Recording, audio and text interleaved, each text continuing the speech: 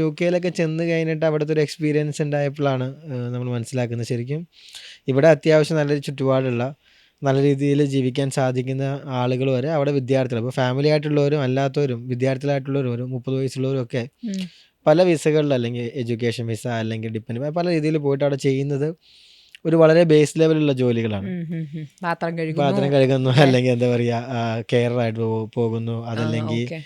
എന്താ പറയുക KFC അല്ലെങ്കിൽ മക്ഡൊണാൾഡ്സ് പോലുള്ള സ്ഥാപനങ്ങളിൽ വർക്ക് ചെയ്യുക. അപ്പോൾ വളരെ കഷ്ടപ്പെട്ടുള്ള ജോലിയാണ്. കാരണം വെച്ചാൽ അവിടെ ഭയങ്കര പാടാണ് ജീവിക്കാൻ. കാരണം എന്ന് വെച്ചാൽ ഒരു ഫാമിലി ആയിട്ടൊക്കെ പോകുന്നവർ രണ്ടറ്റം കൂട്ടിവിടാൻ ഭയങ്കര പാടാണ്. ഉം. അപ്പോൾ വെച്ചാൽ എന്തുകൊണ്ടാണ് അവിടെ നിന്ന് ഇങ്ങോട്ട് ആളുകൾ വരുന്നത്? കാരണം എന്ന് വെച്ച് കഴിഞ്ഞാൽ അവരുടെ ബൈയിങ് കപ്പാസിറ്റി കുറവാണ്. അവർ ഒരു ജോലിക്ക് പോയി കഴിഞ്ഞാൽ കിട്ടുന്ന ഒരു സാലറി ഒരു 15 രൂപ അല്ലെങ്കിൽ നമ്മുടെ മാക്സിമം ഇവിടെ ഒരു 25 രൂപയൊക്കെയാണ് കിട്ടുന്നത്.